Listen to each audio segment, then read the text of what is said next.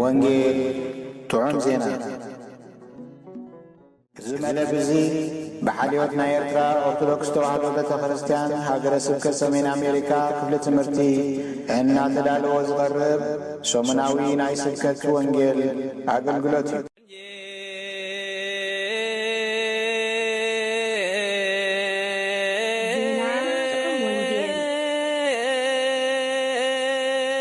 ዜና ጥዑም ወንጌል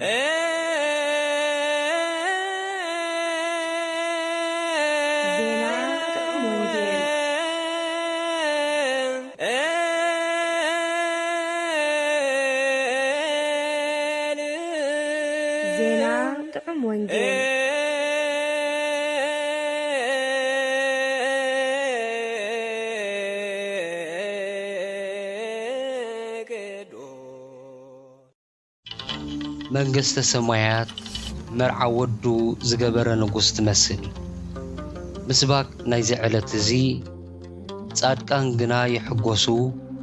ኣብ ቅድሚ ኣምላኽ ደስ ይብሎም ባህ ኢልዎም ድማ እልል ይብሉ። ንኣምላኽ ቃንዩሉ ንስሙ ኣመስግኑ። ነቲ ብበረኻ ዝሓልፍ መገዲ ጽረጉሉ። ስሙ እግዚኣብሔር እዩ ኣብ ቅድሚኡ ደስ ይበሉ። መዝሙር 68 ፍቕዲ 3 ክሳብ 4 ንባባት ወንጌል ሮሜ ምዕራፍ 2 ካብ ፍቕዲ 1 ክሳብ 12 ሳልሳይ መልእኽቲ ዮሐንስ ምዕራፍ 1 ካብ ፍቕዲ 1 ክሳብ ፍጻመ ግብረ ሐዋርያት ምዕራፍ 14 ካብ ፍቕዲ 20 ክሳብ ፍጻመ ወንጌል ማቴዎስ ምዕራፍ 14 ካብ ፍቕዲ 1 ክሳብ 14 ቅዳሴ ዘእግዚእነ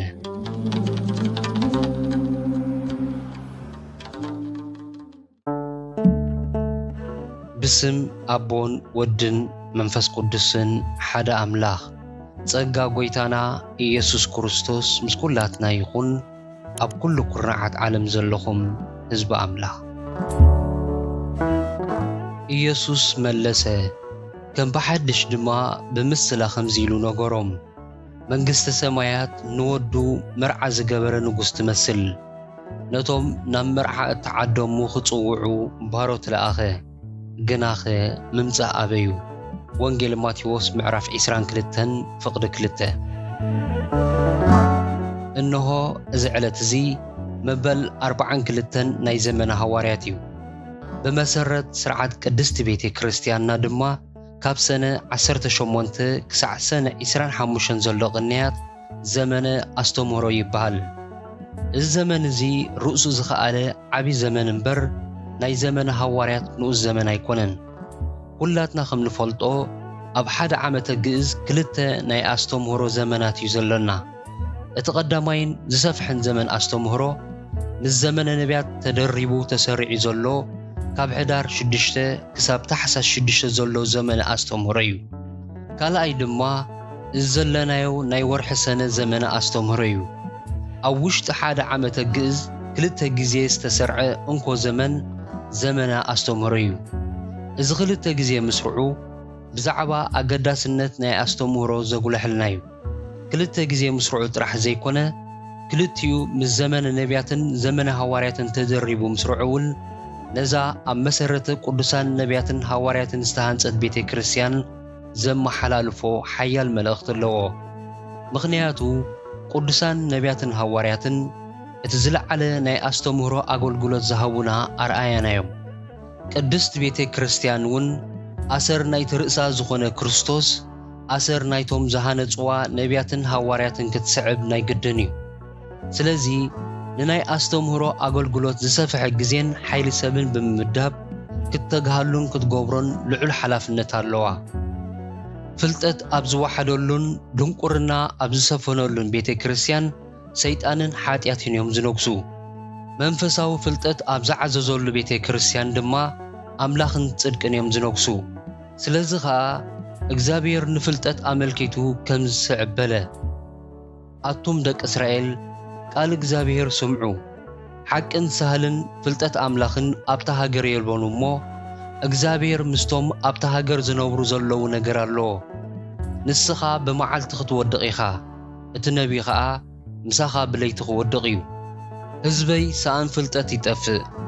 ፍልጠት ስለ ዝኣበኻ ኣነ ድማ ካህን ከይትኾነኒ ከኣቤካየ ሕጊ ኣምላኽካ ስለ ዝረሳዕካ ኣነ ኸዓ ንደቅኻ ክርስዖም እየ ብመጠን እቲ ምብዝሖም ከምኡ ኣብዚሖም በደሉኒ ኣነ ንኽብረቶም ናብ ነውሪ ክልውጥ እየ ሓጢኣት ህዝበይ ይቕለቡ ልቦም ድማ ናብ ኣበሶኦም የድህብ ኣሎ ሆሴዕ ምዕራፍ 4 ፍቕዲ 1:6-8 ከምቲ ማያት ንማዕሙቕ ባሕሪ ዘጐልብቦ ምድሪ ብፍልጠት እግዚአብሔር ክትልምልም እያ እሞ ኣብ ኩሉ እቲ ቅዱስ ከረነይ ሓደ እኳ እከይን ጉድኣትን ዝገብር ኣይክህልውን እዩ ትንቢት ኢሳያስ ምዕራፍ 11 ፍቕዲ 9 ጎይታና እውን ንሰድቃውያን ሰኣን ፍልጠት ይስሕቱ ከም ዝነበሩ ነጊርዎም እዩ ፍልጠት ድማ ብኣስተምህሮ እዩ ዝርከብ ኣስተምህሮ ንሰይጣንን ሓጢኣትን ንስዕረሉ ዝበለጸ መንፈሳዊ ጥበብ እዩ ፍልጠት የናግፍን የድሕንን እዩ ቤተ ክርስቲያን ንኣስተምህሮ ክትተጋሃሉ ዝግባእ ምኽንያት ከዓ ንሱ እዩ እተስተምህር ቤተ ክርስቲያን ንህዝባ ናብ መንግሥተ ሰማያት ትጓስዮ ዘይተስተምህር ቤተ ክርስቲያን ከዓ በኣንጻሩ ናብ ገሃንም እትጓሲ ኣንጻር ተልእኻ እትሰርሕ ቤተ ክርስቲያን ትኸውን እዚ ተሰሪዕልና ዘሎ ድርብ ኣስተምህሮ ድማ ነዚ ሓቂ እዚ ወርቲ ክንዝክሮ እሞ ንኣስተምህሮ ብትግሃት ንጎይታናን ነቦታትናን ምእንቲ ክንመስል ዝተሰርዐ እዩ እቲ እነስተምህሮ ድማ ቅዱሳን ነቢያትን ሃዋርያትን ዘስተምህርዎ ፍልጠት ሓቂ ክኸውን እቶም ንምህርን እንመሃርን ኩላትና ድማ ነቲ ፍልጠት ሓቂ ክንእዘዝ ይግባአና ነዚ ዘመነ ኣስተምህሮ ብቅዱስ ያሬድ ዝተዳለወ መዝሙር ናብ ክር ሰንበቶ በጽድቅ ዘርእስቱ እዩ ትርጉም ትሕስኡ ድማ ነቲ ሓደ ንበይኑ ዝኾነ ጎይታ ንሰንበቱ ብጽድቅ ነኽብር ስርዓቱ ኣይንሕደግ ሃሌሉያ ንሱ ጻድቕ እዩ ኣብ መንግሥቱ ሓቂ ይፈርድ ሃሌሉያ ወጋሕታ ይገብር ምስ ወግሐ ምሕረቱ ክህበና እዩ ንሱ ኸዓ ንእግዚአብሔር በቕንዕና ነመስግኖ ሃሌሉያ ኣምላኽና ኣምላኽ ምድሓን እዩ ኩሉ ዝኽእል ሓንቲ እኳ ዘይሰኣነ እዩ ሃሌሉያ ሃሌሉያ ሃሌሉያ ሃሌሉያ ቃሉ ጽድቂ ዘረቡ እሙን እዩ እታ እግዚአብሔር በኣ ክንሕጐስ ባህ ክብለናን ዝገበራ መዓልቲ እዚኣ እያ በኣ ንተሓጐስን ባህ ይበለናን ሰንበቱ ብሰላም ነኽብር ንሱ መሓሪና እዩ እሞ ስርዓቱ ኣይንሕደግ ማለት እዩ ናይዚ ዕለት እዚ ኣርእስትናን ንባብናን ድማ ካብዚ ናይ ሮሜ ምዕራፍ 22 ፍቕዲ 2 ንባብና ዝተወስደ ትምህርቲ እዩ ዘመነ ኣስተምህሮ ንዚ መንግሥተ ሰማያት ዝተኣሳሰረሉ ምኽንያት ግን እንታይ እዩ መንግሥተ ሰማያት ንወዱ መርዓ ዘገበረ ንጉሥ ትመስል ዝብልከ ብኸመይ ኢና ንርድኦ ኩልና ከም ንርድኦን ንግንዘቦን ሓንቲ ኣውቶቡስ ክትጓዓዝ ከላ ናብታ ተጓዓዝቲ ዝደለይዎ ዓዲ ንምብጽሓ ትጓዓዝ እቶም ተጓዓዝቲ ናብታ ዝደለይዎ ዓዲ ንምብጽሒ ዝኸውን ትኬት ወይ ምስክር ወረቐት ክሕዙ ናይ ግድን እዩ እንተዘየለ ናብዛ ኣውቶቡስ እዚኣ ክስቀሉ ኣይክእልን እዮም ከምኡ ድማ ኣነ ክርስቲያነ ዝብል ካህን ዲያቆን ይኹን ኩሉ ምእመን ካብ ኣምላኽ ዝጽበያ ውቅብቲ ዘለኣለማዊት ብርህቲ መንግሥተ ሰማያት ኣላቶ እዛ መንግሥቲ እዚኣ ናታ ዝኾነ መምርሒታትን ሕጋጋትን ኣለዋ ንሱ ኸዓ እዚ ቃል እግዚአብሔር ንብሎ ቃል ኣምላኽ እዩ ብዛዕባ እዛ መንግሥተ ሰማያት እዚኣ ምግላጽን ብርሃንን ንረኽቦ ድማ በዚ መለኮታዊ ቃል እዚና ንምንታይ እንተኢልና መንግሥቲ ናይ እግዚአብሔር ቃሉን ከም ኣብ ሓንቲ ሳንቲም ክልተ ገጽ ዘይትፈላለዩን እዮም ቃል ብመጀመርታ ነበረ እቲ ቃል እውን ኣብ ኣምላኽ ነበረ እቲ ቃል እውን ኣምላኽ ነበረ ከምቲ መምርሒ ትኬት ናይቲ ዓዲ ዝተጻሕፎ ሒዝና ናብታ ንደልያ ዓዲ ንበጽሕ እቲ ሰማይን ምድርን ክሓልፍ ዘይሓልፍ ቃሉ ሒዝና ድማ ብግዲ ናብታ ንጽበያ መንግሥተ ሰማያት ክንኣትው ኢና ኣስተምህሮ ወንጌል ድማ ዝዓበየ ኣተኩርኡ ብዛዕባ እዛ መንግሥቲ እዚኣ እዩ ጎይታና ኢየሱስ ክርስቶስ ኩሎም ቅዱሳን ድማ ቀንዲ አስተምህሮኦም ብዛዕባ መንግስተ ሰማያት ይነሩ ኢየሱስ ካብኡ ነጀው መንግስተ ሰማያት ቀሪባላ እሞ ተነስሑ እናበለ ክሰብኽ ጀመረ ብዛዕባ ተዳሊልና ዘሎ ስፍራን ናበይ ከም ንኸይድን ዘይርዳእና እንተልዩ መንፈሳዊ አእምሮ ስንክልና ጋጢምና ኣሎ ማለት እዩ ካብዚ ስጋ ዘርእዮ ስንክልና ንምንጋፍ ድማ ጎይታና ኢየሱስ ክርስቶስን ሐዋርያትን አስተምህሮኦም መንግስተ ሰማያት ቀሪባላ ብምባል ጀመርዎ ቀሪባላ ዝበሉሉ ምኽንያት ካብ ደቂ ሰባት ርሒቓ ከም ዝነበረ ዘመልክት እዩ ኣብ ኩሉ ቃራናታት መገዲ እናኸዱ ንሕሱማትን ንሕያወትን ንዝረኽብዎ ዘበለ ኩሉ ወዲ አዳም እናጸውዑ ናብታ መንግስቲ እዚኣ ዓደሙ ኣብ መእተዊ አርእስተ ትምህርትና ብሰፊሑ ተገሊጹ ከም ዘሎ ስብከተ ወንጌል ንሰባት ካብ ድቕድቕ ጸልማት መንዚዑ ናብቲ ዘገርም ብርሃን ዘሰጋግር ስለ ዝኾነ ቀንዲ ርእሰ ተኮር ናይ ዝዕለት እዚ ኮይኑ ኢና ንረኽቦ እግዚአብሔር አምላኽ ነቢያት ዝለኣኸሉ ብኢየሱስ ክርስቶስ ገይሩ ድማ ነቦታትና ሐዋርያት 3 ዓመትን 6 ወርሕን ምሂሩን አስተሚሩን ዘዕጠቐሉ ምኽንያት ንኹሎም ደቂ መዛሙርተይ ግበርዎም ኢሉ ናይ መወዳእታ ለብኡ ዘመሓላለፈ ደቂ እዚኣ መንግስቲ እዚኣ ክንከውንን ንኹሉ ፍጥረት ናብዛ መንግስቲ እዚኣ ክንጽውዕን እዩ ስለዚ ነታ እንጽበያ መንግስተ ሰማያት ጎደናታታ ዘርእየና መነጽር እቲ ህያው ቃል እዩ መንግስተ ሰማያትን ቃሉን ዘይፈላለየ ሰብ ኣብ መንጎ ስጋን መንፈስን ዘሎ መንፈሳዊ ሓቂ ዝደብዘዞ ሰብ እዩ መንግስተ ሰማያት ንወዱ ምርዓ ዝገበረ ንጉስ ትመስል እዚ ሃይለ ቃል እዚ ምስሊ መንግስተ ሰማያት ዘርእየና ምሳሌ ስለ ዝኾነ ክነቕልበሉ ይግባእ እዚ ንጉስ እዚ ምርዓ ወዱ ክጽምብል ከሎ ዝዕድሞም ሰባት ሕጊ መንግስቲ ዘኽብሩ ንሱ ዝደልዮ ክዳን መርዓ ዝኽደኑ ክኾኑ ይግባእ ካብዚ ወጻኢ ዝኾነ ሰብ ካብ ዕድመት መርዓ ናይቲ ንጉስ ወጻኢ እዩ ኣገልገልቱ ብምልኣኽ ደጋጊሙ ክዕድሞም ንርኢ ንምንታይ እንተይልና ኣብ መርዓ ወዱ ተሳተፍቲ ሓጎስን ድግሱን ንኽኾኑ እዩ እቲ ዘገርም ግን መብዛሕትኦም ሸለል ክብሉን ነቶም ዓደምቲ ልኡኻት ንጉስ ከዋርድዎምን ክቐትልዎም ከለዉ ንርኢ ዕድመ መርዓ ወዱ ንዘይኽበሩ ንጉስ ድማ ከማታቶም ህይወቶም አጥፍአ በቶም ዕድመ መርዓ ወዱ ኣኽቢሮም ኣብ ድግሱ ዝተረኽቡ ተሓጎሰ በቶም ክዳን መርዓ ዘይተኸድኑ ዝመፁ ግን ጓሃዮሞ ናብ ብኽያትን ምሕርቃም ኣስናንን ዘለዎ ቤት ማእሰርቲ ደርበዮም ናይ እግዚአብሔር አምላኽና ምስ ንርኢ እውን ብወዱ ጎይታናን መድሓኒናን ኢየሱስ ክርስቶስ ናብታ ብሰንኪ ኃጢአት አቦና አዳም ርሒቓትና ዝነበረት መንግስተ ሰማያት ጸዊዕና ኩሎም ሐዋርያት ቅዱሳን እውን ጸዊዒቶም እዚ ወንጌል እዚ ነይሩ ስለዚ ኢየሱስ ክርስቶስ መንግስተ ሰማያት ቀሪባላ እሞ ተነስሑ ኢሉ ብምጭራሕ ትምህርቲ ስብከቱ ዝጀመረ ናብዛ ቅድሚ ምፍጣር ዓለም ዝተዳለወትልና መንግስቲ አምላኽ ኣብቲ ኣብ ውሽጣ ዘሎ መስተንክራዊ ሃሴታ ዕረፍታን ተድልኣን ተቓለስቲ ክንከውን መላእኽቲ ሰማይ ዝሳተፍዎ ንልቢ ሰብ ብዝሰብር ፍቕሪ ዓደመና እግዚአብሔር ነቢያትን ሐዋርያትን ኩሎም ኣገልገልቱን ዝለኣኸሉ ምኽንያት ነፍሲ ወከፍ ወዲ አዳም ኣብዛ መንግስቲ እዚኣ ግደን ርስትን ክህልዎ እዩ ነቶም ኣብ ጸልማት ዝመላለሱ ዝነበሩ ነፍሳት ነቲ ህያው ቃሉ ብምእማን ንኢየሱስ ክርስቶስ ክስዕቡ መገዲ ዘለዓለማዊ ህይወት እዚ ጥራሕ ምዃኑ ደጋጊሙ ጸውዖም ዝበዝሑ ካብኣቶም ነዚ ዕድመ ናይ መንግስተ ሰማያት ካብ ምስማዕ ሓዲጎም ባቢሎንን ፍትወታን ሓርዮም ፍርሕረዮም ከዓ ናይ ዘለዓለም ኩነኔን ስቃይን ተፈሪድዎም ንዖም ዝሕሾም መርዓ ስለ ዝሰሓሰሙ ናብቲ ተጣዒስካ ፍረ ኣልቦ እተማዕድወሉ ዘለዓለማዊ ሓዊ ክልብለብዮም ድሕሪዚ ኣብ ጸጋሙ ንዘለዉ ይብሎም ኣቱም ርጉማት ካባ ይርሓቑ ናብቲ ንሰይጣንን ንመላእኽቱን እተዳለወ ናይ ዘለዓለማዊ ሓዊ ኪዱ በሎም እቶም ዕድመቲ ሰማያዊ መለኮታዊ ቃል ተቐቢሎም ንኣምላኽ ዝእዘዙ ግና እዚ መንፈሳዊ ነይርዎም ክብሉ ሓደ ሰባኽቦ ገሊጾም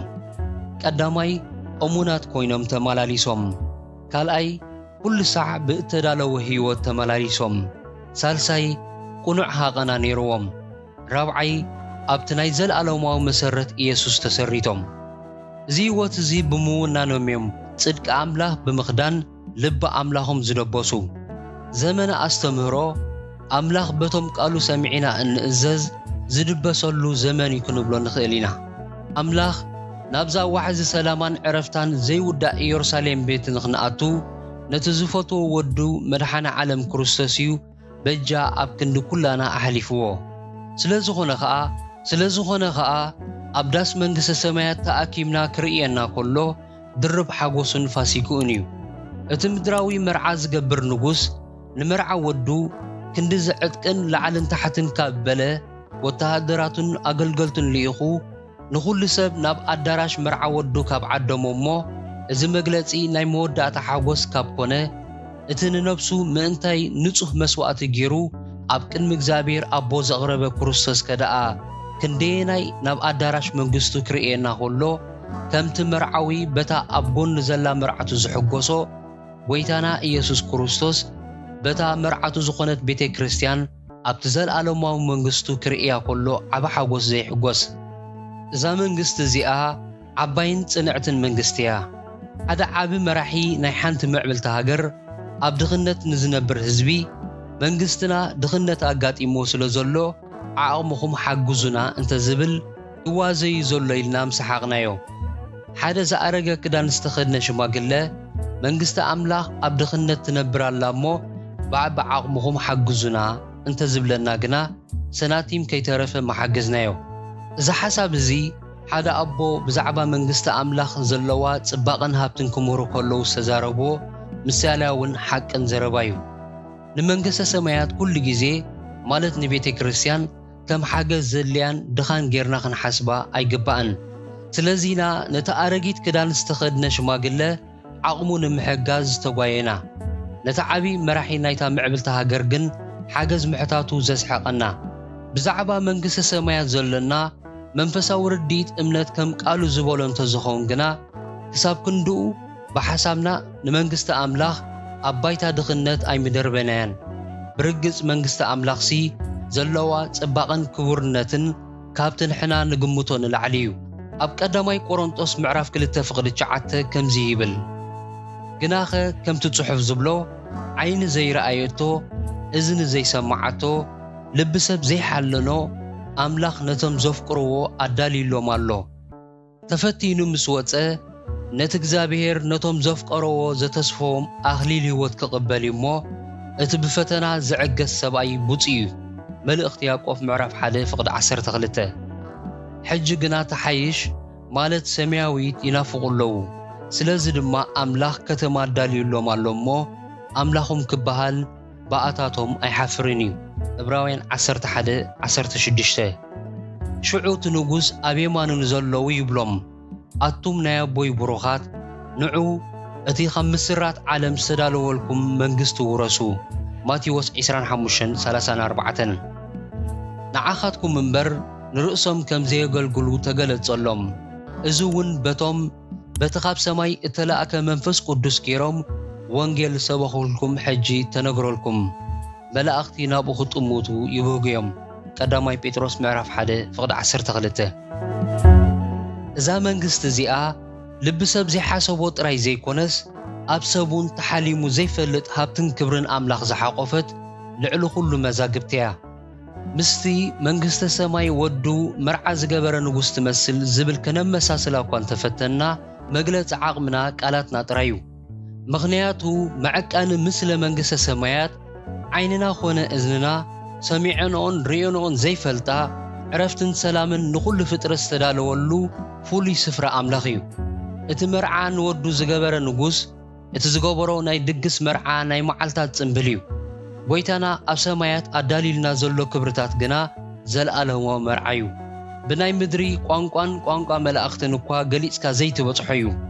እዞም ብዛዕባ መንግስተ ሰማያት ዝምሁሩና ቅዱሳን ጽሑፋት ግና ዋግዋጎ ምግላጽ ረኺብና ኣብ ፀጽባሕ ብናፍቆታ ከነስተንትን ዝድርኹና እዮም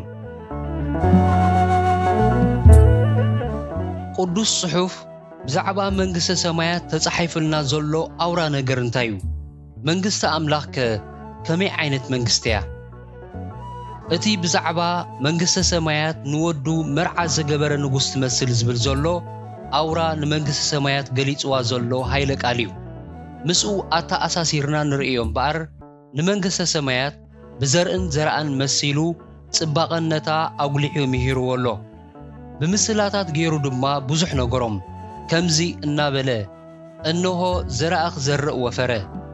እቲ ዘራኢ ነቲ ዘርኢ ዝዘርኦ ኣብ ሓደ መሬት እዩ እቲ ኣብ ጽቡቕ መሬት ዝዝራእ ዘርኢ ድማ ገሊኡ 30 ገሊኡ 60 ገሊኡ 100 ብምፍራይ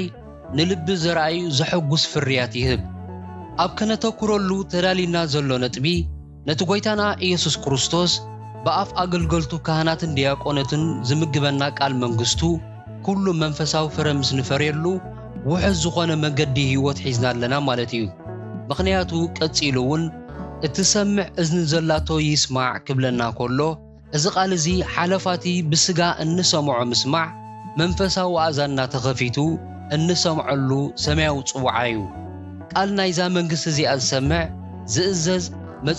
መጻኢ ኩሉ ሰብን ብሩህ ተስፋ ዘርኢ ብልህ ክርስቲያን እዩ እዚ ሰማያዊ ቃል እግዚአብሔር ጥራይ ምስጢር መንግስቲ ሰማያት ብትኽክል ዝግለጸሉ ንምንታይ እንተበልና ምስጢር ንኹሉ ይኮነን ቅዱስ አትናቴዎስ ኣብ ገለ ጽሑፋቶም ምስጢር ንቐረባኻ ንዓርከኻ ጥራሕኻ እትነግሮ ኢሎም ኣለዉ ዘገርም እዩ እግዚአብሔር ከዓ ነቶም ናብ ቃሉ ዝቐረቡ ከም ዓርኽቱ ቆፂሩ መለኮታዊ ምስጢሩ ይገልጸሎም እቲ ንማርያም ሓብታ አልዓዛር ዝተገልጸላ ኣውራ ነገር ምስጢር መንግስቲ ሰማያት እዩ ነይሩ ስለዚ ኸኣያ ኣብ እግሪ ጎይታና ኢየሱስ ክርስቶስ ብምቕማጥ ኣብቲ መንግስቲ ኣምላኽ ዝተሕዝቱ ቃል ኣምላኽ ክተቐልብ ዝገበራ ብስራሕ ናይ ክሽነ ዝሃለኸትን ዝደኸመትን ማርታ ግና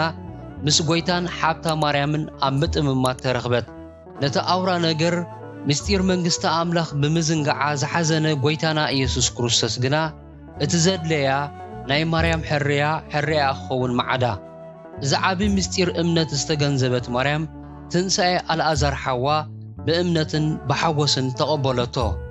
እታ ብእምነት ዘይጸንዐ ልቢ ዝነበረታ ማርያም ግና ብኣሰቃቂ ዝኾነ ዓውታ ምስ ጎይታ ብምክታዕ ምልክት ዘይምእማና ኣንጸባረቐት መንግስቲ ሰማያት በቲ ኣብ ቃል ወንጌል ተገሊጹ ዘሎ ቃል እግዚአብሔር ጌርና ክንገልጻ ኢና ንምንታይሲ በባዕላዊ ትንታነ ተገሊጻ ትውዳእ መንግስቲ ይኮነትን ዓይነታ በዘን ስዕባ መንገድታት ክንገልጻ ኢና ቀዳማይ መንግስቲ ሰማያት ፈራሪት መንግስቲ እያ ፍርድ እንተሎ ፍትሕሎ ማለት እዩ ፍርድ እንተሎ ብርግጽ ምፍልላይ ኣሎ ጸልማት ካብ ብርሃን ሓጢያት ካብ ጽድቂ ስርናይ ካብ ክርዳድ ኩሉ ግዜ ክፈላለዩ ጥራይ ዘለዎም ነዚኦም ዝፈሊ እቲ ስልጣን ዘለዎ ኣካል ጥራይ እዩ ክርዳድ ምስ ስርናይ ተመሳሲሉ ክዓቢ ይኽእል እዩ ኣብ ፍረ ምስ በጽሐ ግን ሓረስታይ ብቐሊሉ ከለልዮን ክፈልዮን ይኽእል እዩ ጎይታ መንግስቲ ኣምላኽ ድማ ንኹሉ ከከም ግብሩ ዝፈረሉ ግዜ ክመጽእ እዩ ኣብ ማቴዎስ 6:33 ጠቒስዎ ከም ዘሎ ቅድም መንግስቲ ኣምላኽን ጽድቁን ድለዩ እዚ ኩሉ ድማ ይውሰኸልኩም ይብል ነቶም መንግስቲ ኣምላኽን ሃብትን መገዳን ዝደልዩ ፍርዶም እዚ እዩ በረኸትን ጸጋን ይበዝሐሎም ነቶም ድሌቶም ካብዛ መንግስቲ እዚኣ ወጻኢ ግና ካብዚ ይሰውረና ፍርዶም መርገምን ኩነኔን እዩ ካልኣይ ንቑሓት ክንከውን እተድልየና መንግስቲ እያ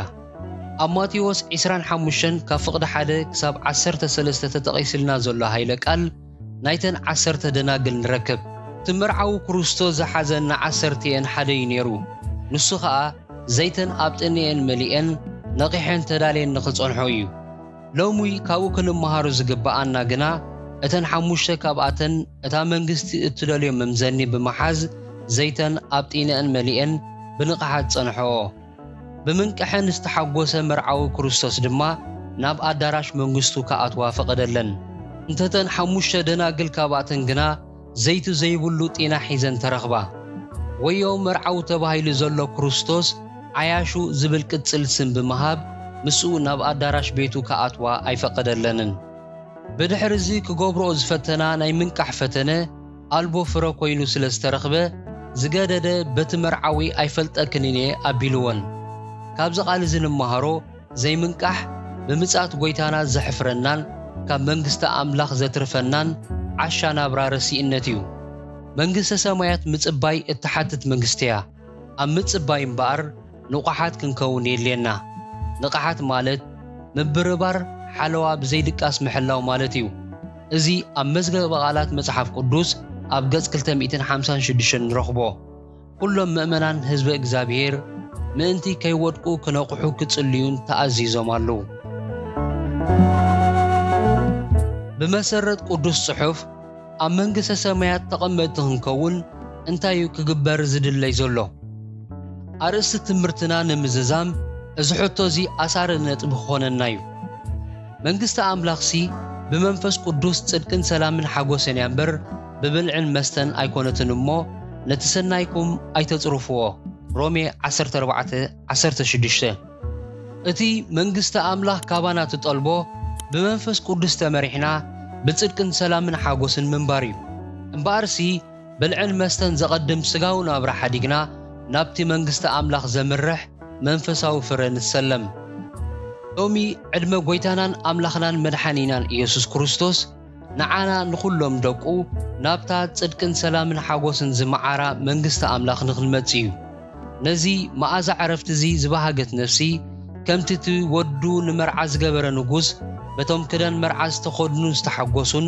ካብ ጐይታኣ ዓባ ሓጐስን ክብርን ክትረክብ እያ። ኣብዛ ዓለም እዚኣ ብዛዕባ እዛ መንግሥቲ ንምርካብ ንቕበሎ መከራ ብጸጉኡ እዚ በቕዓት እዚ ንምቕባል እዩ። ብኣንጻር እዚ ኣካይዳናን ናብራናን ነዛ መንግሥቲ እዚኣ ዘይምጥንን ዘይበቅዕን እንተኾይኑ ግና ወይልና በዚ ግዜ እዚ ነፍስና ኣበይ ኣላ ንፍትሸሉን ንሓስበሉን ምቹእ ግዜ ተዋሂብና ኣሎ። ምኽንያቱ ኣብዛ መንግሥቲ እግዚኣብሔር ግብሪ ጸልማት ዘበለ ኩሉ ቦታ የብሉን። ኣብ መወዳእታ እዚ ኣብ መልእኽቲ ኤፌሶን ተጻሒፉ ዘሎ ኣብ ምዕራፍ 5 ፍቕዳሕ 18 ክሳብ 21 መንግሥቲ ሰማያት ንምእታው ዘድልየና ትሕዝቶ ጠቀስ ዘለዎ ሃይለ ቃል እዩ። ኣብ ተሓዳስ ኢየሩሳሌም ቤትና ኣባላት ንምዃን በብውልቅናን ብማሕበርናን ኣብዚ ተጠቒስልና ዘሎ ስርዓተ ኣምልኾ ንንበር። ቃሉ ብምእዛዝ፣ ብምስጋና፣ ጾምን ጸሎትን ብምዝውታር፣ ንሓድሕድና ብምግዝዛእ፣ ኣብ ቅድሚ ዝፋኑን መንበሩን መዝሙሩን መንፈሳዊ ቅኔን ብምቕራብ